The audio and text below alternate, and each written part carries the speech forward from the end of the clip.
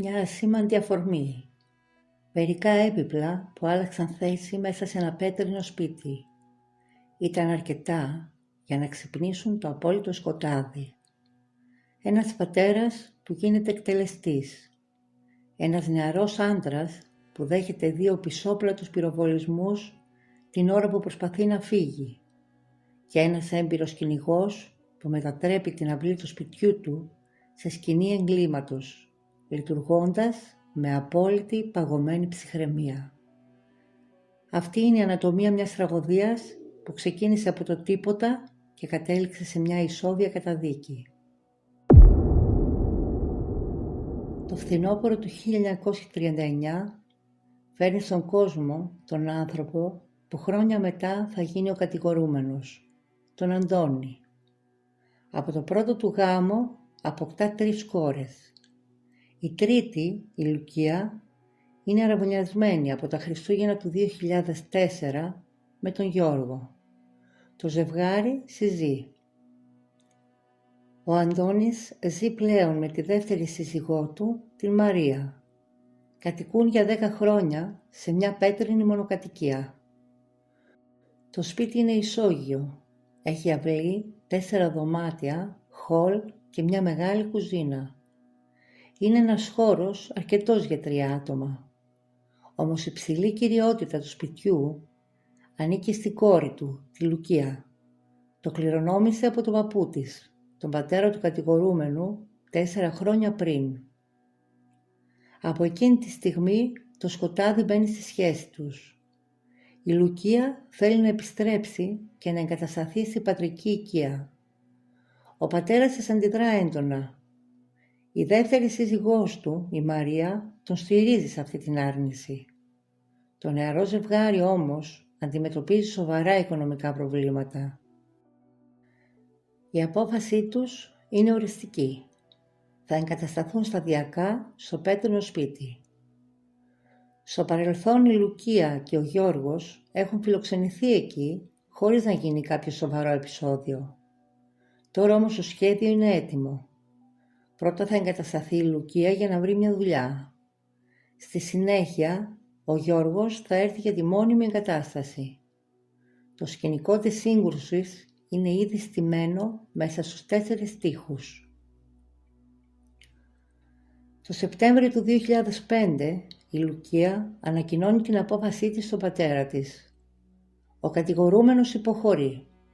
Τους παραχωρεί ένα δωμάτιο, την κουζίνα και το λουτρό. Ο ίδιος και η σύζυγός του κρατούν το υπόλοιπο σπίτι. Όμως η συγκατάθεση αυτή είναι μια βιτρίνα. Κάτω από την επιφάνεια κρύβεται έντονη δυσαρέσκεια. Η μετέπειτα βία θα το αποδείξει. 1η Οκτωβρίου του 2005. Ένα φορτηγό φτάνει έξω από το πέτρινο σπίτι. Ξεφορτώνει τα έπιπλα και τα πράγματα του νεαρού ζευγαριού. Η οικοσκευή μπαίνει μέσα. Το βράδυ της ίδιας μέρας η ατμόσφαιρα μοιάζει ήρεμη. Κάθονται όλοι μαζί στο ίδιο τραπέζι για φαγητό. Κανένα πρόβλημα δεν φαίνεται στον ορίζοντα. Το επόμενο πρωί η Μαρία φεύγει νωρίς. Εργάζεται ως καθαρίστρια στο σχολείο και φροντίζει μια ηλικιωμένη γυναίκα. Επιστρέφει στο σπίτι γύρω στις 10:30. Ο Αντώνης λείπει. Το νεαρό ζευγάρι κοιμάται ακόμα. Μετά από λίγο, η Λουκία και ο Γιώργος ξυπνούν. Η μητριά τους βοηθάει. Αρχίζουν να ανοίγουν κούτες και να τακτοποιούν τα πράγματά τους στο χώρο. Όλα δείχνουν φυσιολογικά. Όμως ο χρόνος μετράει αντίστροφα. Η μετακόμιση συνεχίζεται. Το νεαρό ζευγάρι και η μητριά προσπαθούν να βολέψουν τα πράγματα. Μεταφέρουν έπιπλα από δωμάτιο σε δωμάτιο. Εκείνη τη στιγμή όμως η πόρτα ανοίγει. Ο Αντώνης επιστρέφει στο σπίτι. Η εικόνα των μετακινήσεων τον εκνευρίζει αμέσως. Γίνεται ευερέθιστος και εριστικός. Βλέπει ένα έπιπλο να κατευθύνεται προς το δικό του υπνοδωμάτιο. Ρωτάει με ένταση τη σύζυγό του. Τι είναι αυτό το έπιπλο που το φέρνει στο υπνοδωμάτιό μας? Εκείνη του απαντάει ότι η μεταφορά είναι απαραίτητη. Ο Γιώργος ακούει αυτή την κουβέντα. Παρεμβαίνει και ρωτάει τον Αντώνη και αυτός επήραξε. Η ερώτηση αυτή αποτυπώνει την καθημερινή πίεση και τον δύσκολο χαρακτήρα του Αντώνη προς την οικογένειά του. Ο Αντώνης προσπερνάει τον Γιώργο. Μπαίνει στο δωμάτιο όπου βρίσκεται η κόρη του. Ένας άγριος καυγάς ξεσπάει μεταξύ πατέρα και κόρης. Η λογομαχία φτάνει στο αποκορύφωμά της. Ο Αντώνης φωνάζει με μίσος. Από τη Δευτέρα δεν θα έχεις από μένα ούτε ευρώ, ούτε μισό στρέμμα χωράφι. Η κόρη του απαντάει αμέσως. Από εδώ και πέρα δεν θα καλλιεργείς τα χωράφια μου. Το σπίτι που μένετε είναι δικό μου. Να φύγεις εσύ και η γυναίκα σου. Οι κουβέντες αυτές κλειδώνουν τη μοίρα τους. Οι 4 τοίχοι γίνονται παγίδα. Η ένταση σπάει κάθε όριο. Ο Αντώνης σηκώνει το χέρι του. Χτυπάει την κόρη του ξαφνικά και βία στο πρόσωπο. Το χτύπημα είναι τόσο δυνατό που το αίμα αρχίζει να τρέχει από τη μύτη της. Εκείνη ακριβώς τη στιγμή παρεμβαίνει ο Γιώργος. Μπαίνει μπροστά και φωνάζει στον Αντώνη. «Τι πατέρας είσαι εσύ και χτυπάς την κόρη σου, θα έπρεπε να ντρέπεσαι». Ο Γιώργος πιάνει τον Αντώνη, προσπαθεί να τον τραβήξει και να τον εκκινητοποιήσει σε μια πολυθρόνα για να τον ηρεμήσει. Η σωματική επαφή σταματά εκεί. Τα στοιχεία δείχνουν ξεκάθαρα ότι υπήρξε ένας οξύς διαπληκτισμός και όχι γενικευμένη συμπλοκή, όπως ισχυρίζεται αμπάσιμα ο Αντώνης.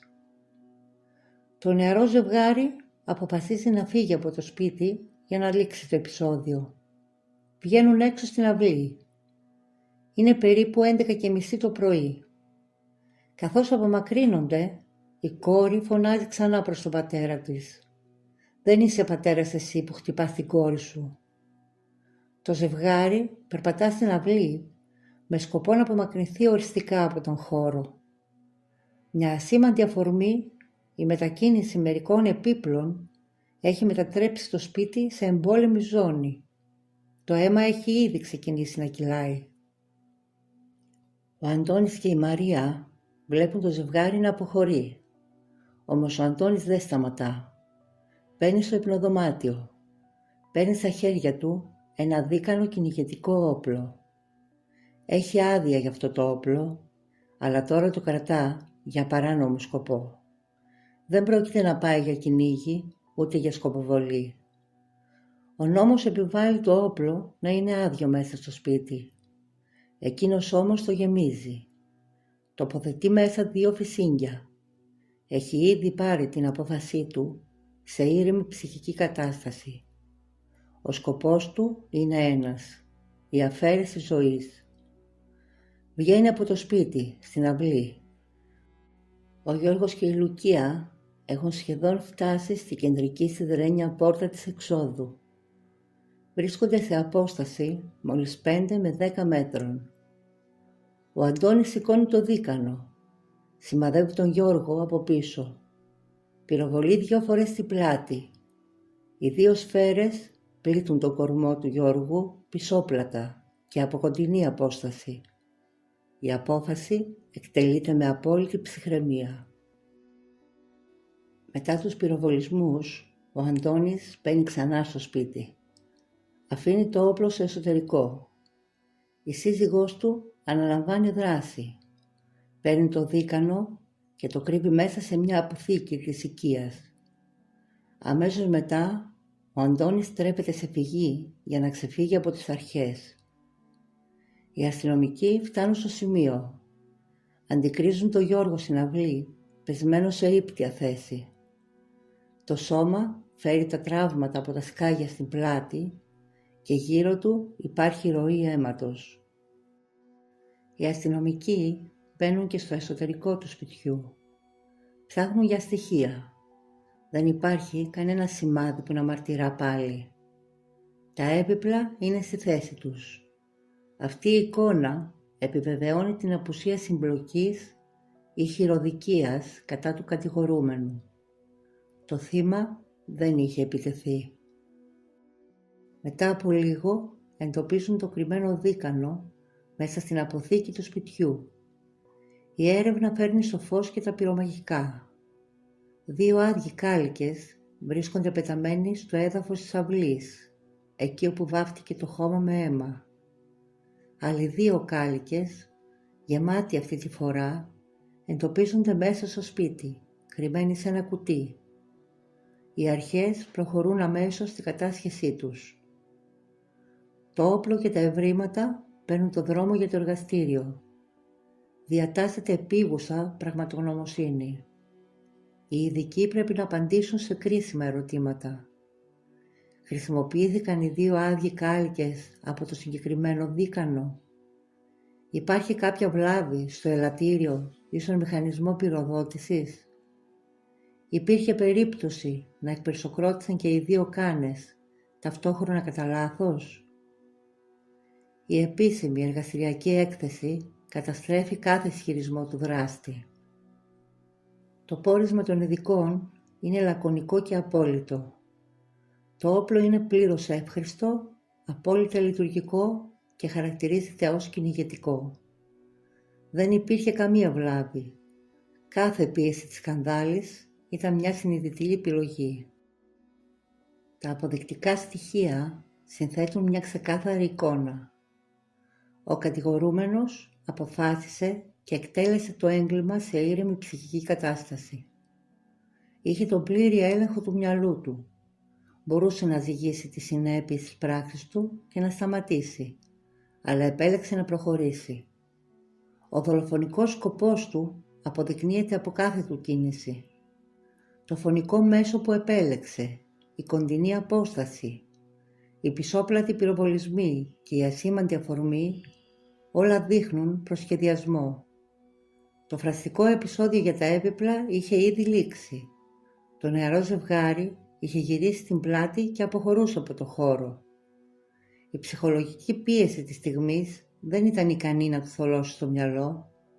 Η λογομαχία δεν του προκάλεσε τέτοια οργή ή αγανάκτηση που να δικαιολογεί την απώλεια ελέγχου.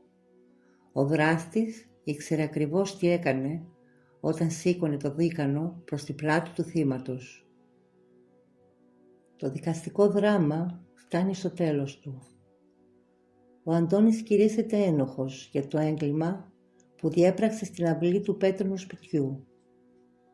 Η δικαιοσύνη είναι αμήλικτη. Το δικαστήριο του επιβάλλει την ανώτατη των ποινών, την ποινή της ισόβιας κάθριξης για την ανθρωποκτονία.